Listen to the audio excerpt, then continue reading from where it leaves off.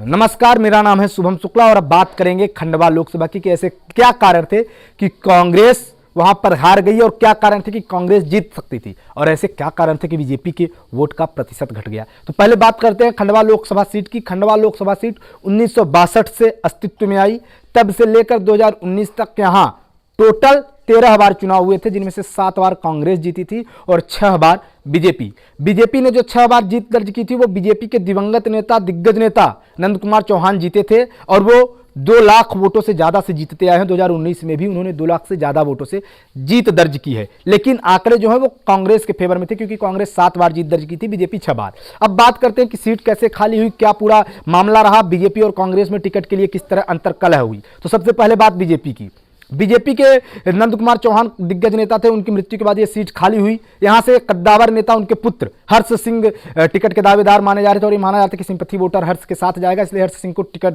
दिया जाएगा, लेकिन बीजेपी ने उनको नहीं दिया। इसके अलावा 2-3 नाम और आए, बीजेपी ने उन नामों को भी नकार दिया। अंततः बीजेपी ने यहां से प्रत्याशी बनाया ज्ञानेश्वर पाटिल को बीजेपी ने टिकट दिया और ज्ञानेश्वर पाटिल नंद कुमार चौहान के करीबी माने जाते थे, उनका पूरा वोटिंग के समय पूरा चुनाव प्रभार संभालते थे। तो बीजेपी ने उनको इसलिए दिया कि उनको टिकट देने से अंतर्कलह भी नहीं होगी।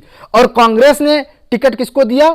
राजनारायण सिंह पुरनी को। कांग्रेस की तरफ से अरुण यादव 3 महीने पहले से सक्रिय थे, घर घर जा रहे थे, डोर डोर या बता रहे थे कि उनको टिकट मिलेगा, वो चुनाव लड़ेंगे, लेकिन टिकट वितरण के ऐन पहले ऐसा न जाने क्या हुआ कि उन्होंने पारिवारिक कारणों का हवाला देते हुए अपना नाम वापस ले लिया। ऐसे में यह कहा गया कि दिग्विजय सिंह ने उनका टिकट कटवा दिया। यह कहा गया कि वो टिकट कटने के डर से पहले ही नाम वापस ले लिया और उन्होंने एक शायरी भी शेयर की थी जिसमें वो थोड़ा इमोशनल हो गए थे कि अपने ही अपनों का पर काटते हैं, ऐसा कुछ करके था।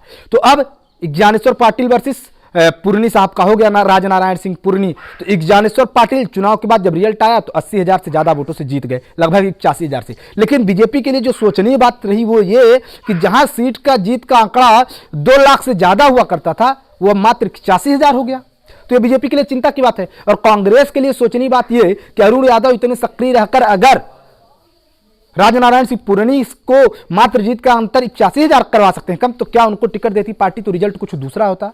क्या पार्टी उनको टिकट देती तो कांग्रेस यहां से जीत सकती थी। और ऐसा इसलिए भी कहा जा रहा है कि माना जा रहा है कि अगर अरुण यादव को टिकट मिलता तो जो बड़वा से विधायक ऐन वक्त में सचिन बिरला बीजेपी में चले गए थे वो नहीं जाते, क्योंकि वो अरुण यादव के करीबी थे। तो ये कहा जा रहा है कि अरुण यादव के करीबी थे सचिन बिरला, तो अगर बीजेपी कांग्रेस अरुण यादव को टिकट देती तो सचिन बिरला कांग्रेस में रहते। और जाहिर सी बात है, आप रिजल्ट देख लिए, 40 से 45,000 का अंतर उनकी सीट से पड़ गया। उनकी सीट जो बड़वा थी, सचिन बिरला वहां के दिग्गज नेता 30,000 वोटों से जीते थे। तो 2 जो चीजें निकल आ रही, पहला सचिन बड़वा का बीजेपी में जाना कांग्रेस की हार का बड़ा कारण बना। दूसरा, क्या कांग्रेस से टिकट वितरण में एक बार फिर गलती हो गई? क्या कांग्रेस की गुटबाजी ने ही कांग्रेस को खा लिया? क्या कांग्रेस की गुटबाजी के कारण ही खंडवा में भी कांग्रेस को हार का सामना करना पड़ा? अगर वर्तमान राजनीतिक समीकरण को देखें, पूरा एक माहौल देखें, तो ये बात सच होती है। अब सवाल बीजेपी के लिए भी है, कि ये जो 80,000 आंकड़ा कम गया है, कहीं ये अगली बार 8 से 10,000 वोटों से बीजेपी का हार का कारण तो नहीं बन जाएगा? बीजेपी को भी मंथन करना चाहिए और कांग्रेस को भी मंथन ये करना चाहिए कि क्या कांग्रेस ने थाली में आई सीट को धकेल दिया, थाली में आए भोजन को हटा दिया। और बीजेपी के लिए समीकरण ये बनाना चाहिए कि क्या यह सीट जाते जाते बीजेपी के उसमें रह गई है और बीजेपी ने यहाँ पे कूटनीति के सहारे दर्ज की है, बाकी जनता ने उन्हें तो नकार दिया था। मध्य प्रदेश की तमाम राजनीतिक खबरों को देखने के लिए चैनल को सब्सक्राइब करें। धन्यवाद।